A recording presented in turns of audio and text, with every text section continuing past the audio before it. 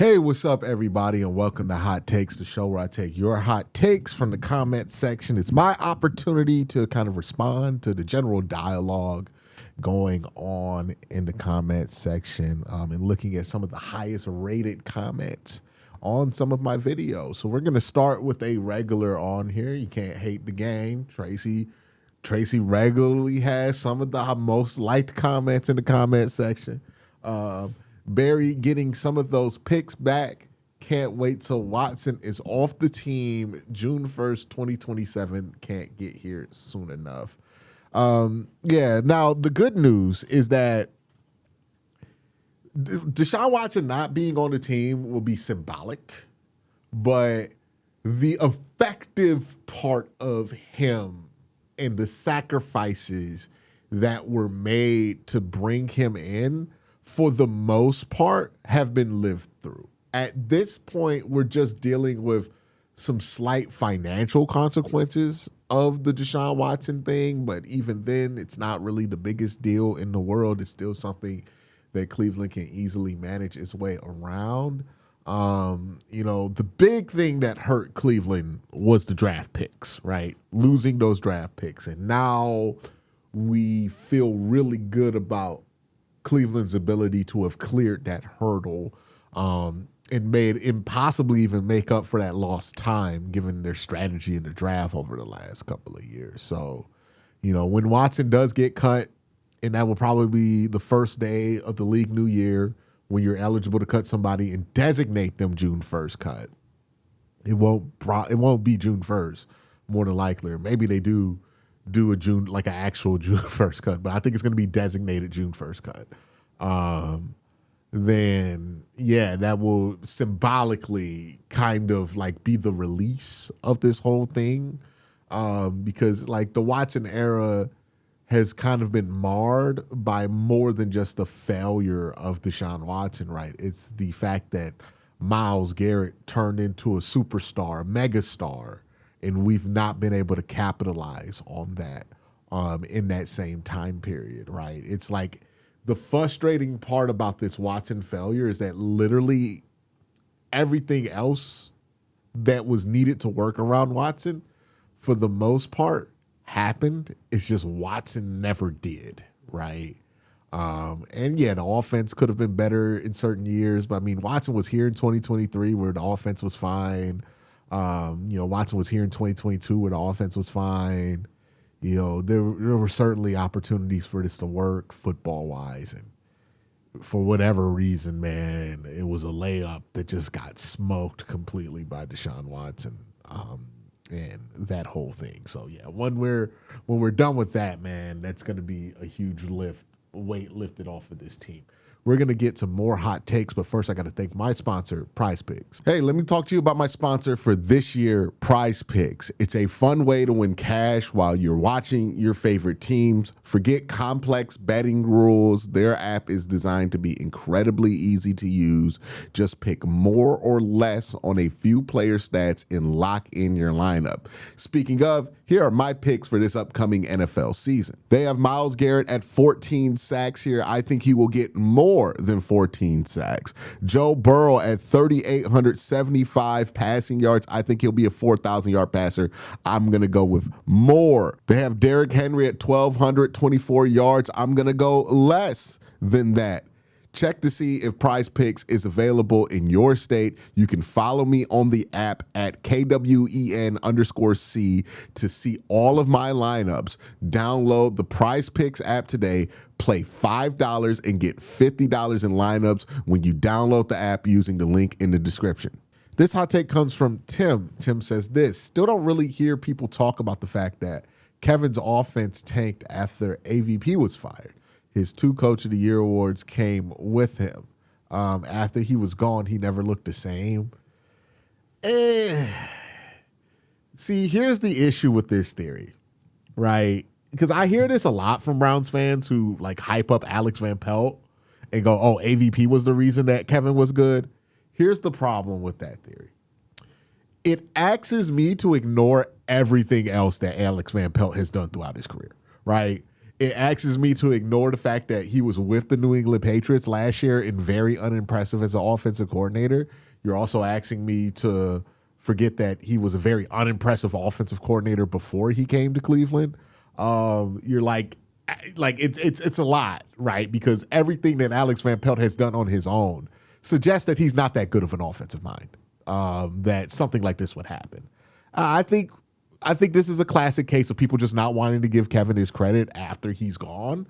I think you can be in a place where you can understand why Kevin got fired and it being completely justifiable why Kevin got fired without like having to act like Kevin never brought anything to the table and anything that he ever did was somebody else's fault. Kevin was a huge part of those offenses. It's pretty obvious he was a huge part of those offenses. Did other people contribute? Absolutely. That's the Browns' way. The Browns are all about collaboration, right? And certainly Alex Van Pelt helped out where he could help out. But, Kevin was a huge part of that too. Part of the reason why the offense tanked wasn't necessarily because they got rid of Alex Van Pelt. I think if they would have kept Alex Van Pelt the last few years, they would have still been the same shitty offense.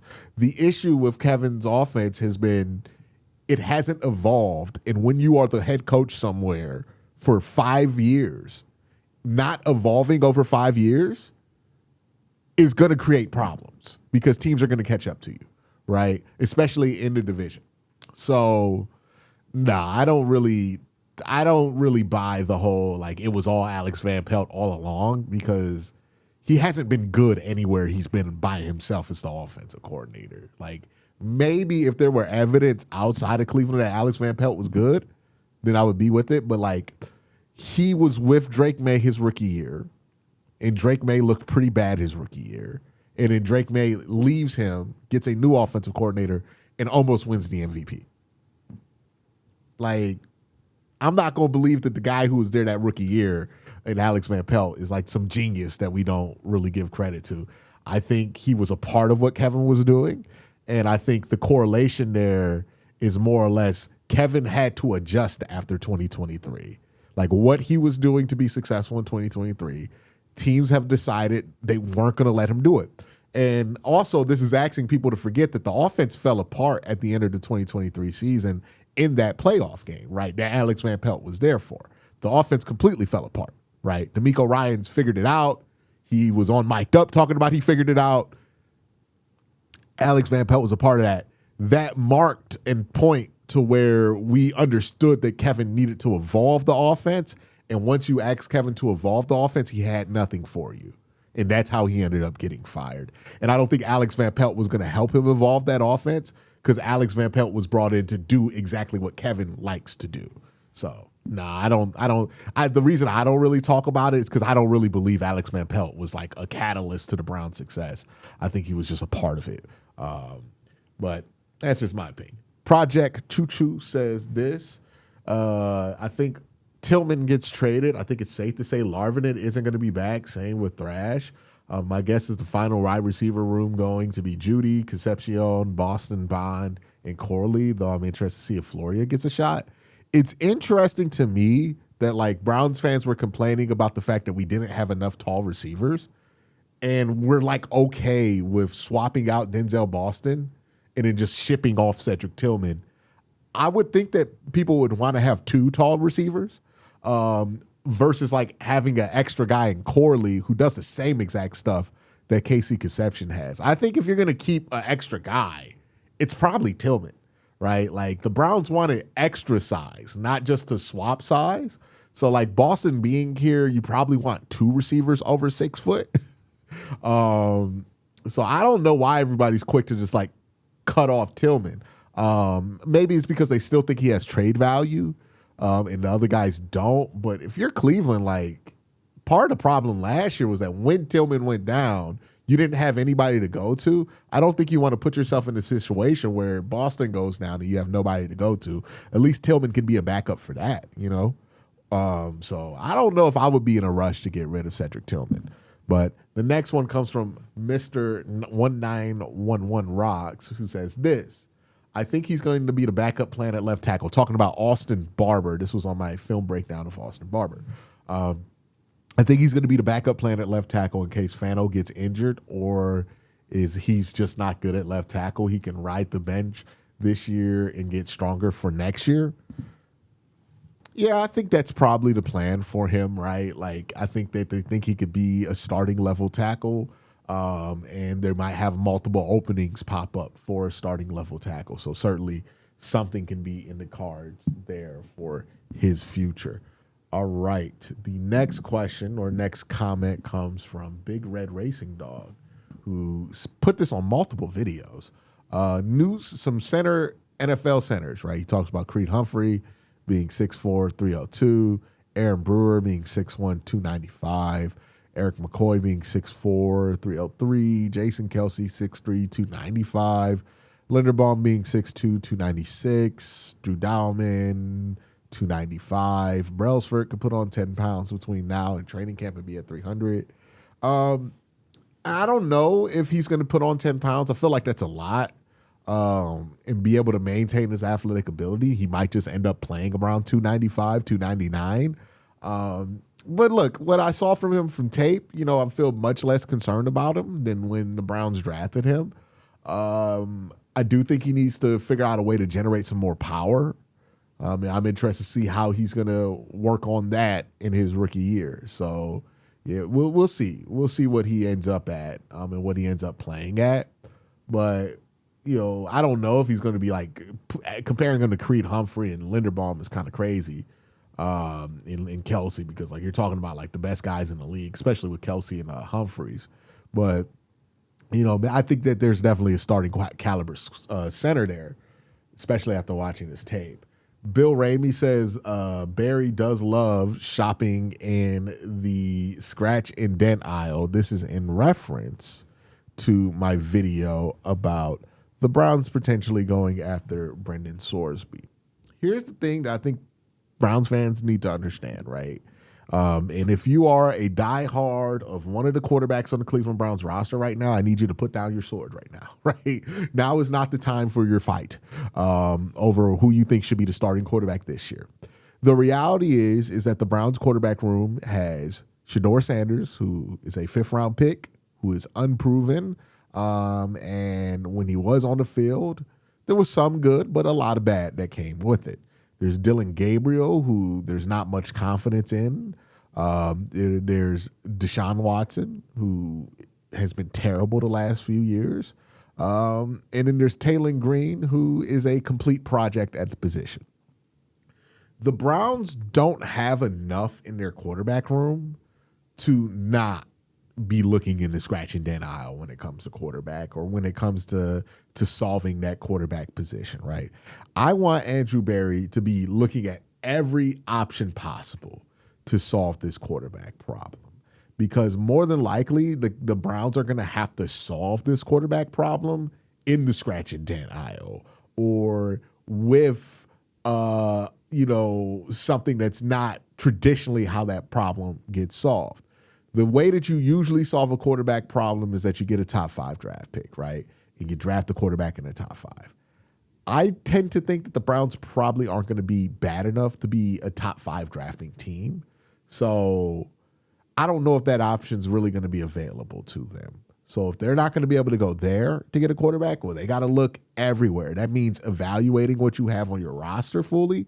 But also it means that if you get an opportunity to bring in somebody you think could be a first-round pick for a third or fourth-round pick, you gotta fully look that one up and see if that's something that you want to go after because you're not in the position to turn your nose up or to pass up any quarterback options here that you find viable, right? Because you're going to be between a rock and a hard place to try to find solutions. So, yeah, I want the Browns to be looking at every option possible and see if those options make sense for them.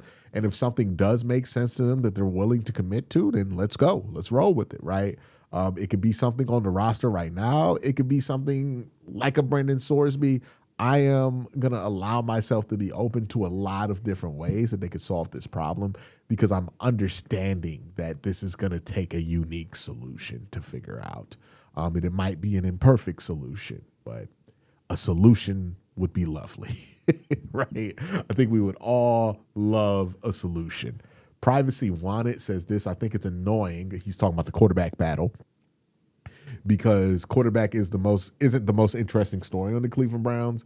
The Browns have done a lot in the offseason. Not enough people are talking about the other changes and how that affects the team. I agree with this. I think we talk so much about quarterback, but this run game, that's going to be what's most important. Like somebody asked me a question on stream a couple of weeks ago about if the quarterback play isn't good, will they get Todd Monken fired? And I think that kind of demonstrates how the coverage of the Cleveland Browns has completely like mashed up people's priorities with this team. The quarterback play, whether it's good or bad, I don't think they're going to blame Todd Monken for that, right? Like they don't have high expectations of literally any of these quarterbacks they have on a roster. The expectation for Shedeur is not high. The expectation for Deshaun Watson is below that. The expectation for Dylan Gabriel is not high. Like they don't have high expectations for any of these quarterbacks. So if they fail or they're not successful this year, that's not going to have any effect on Todd Monken's ability to keep his job. Where they do have high expectations and where they did invest a lot of money in is the run game, right? The quarterback room, that's a dirt cheap quarterback room. That is bare minimum money that they're spending. Obviously, Deshaun Watson counts for the money that they're spending, but they've already committed that to being a loss. So, like, they're spending nothing on that quarterback room. The expectations are zero there.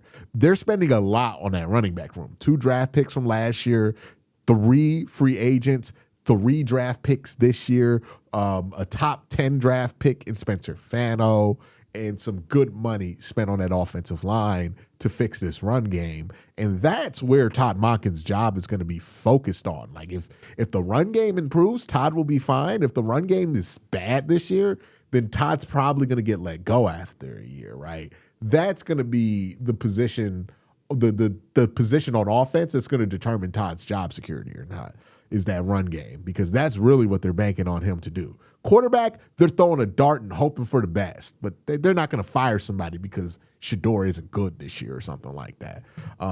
But if the run game isn't efficient and the run game looks terrible, well, then somebody might get fired. So, yeah, the fact that we're talking about quarterback like it's going to determine Todd Monken's job, when look at what they have invested in that quarterback room. They have a 5th-round pick, a 3rd-round pick, and then a 6th-round pick, and then whatever they could get from Deshaun Watson while they've already marked him as a loss on the data sheet. You know what I mean? Nothing's invested in that room. The run game, though, they invested a lot. Tight ends, they drafted 3 tight ends over the last 2 years. They got 6 new offensive linemen, 2 new running backs. They expect that to be good. So that's where I expect the focus to be on for the offense. But you guys let me know what you guys think in the comment section down below. Y'all have a great day. Have an even better night. Peace.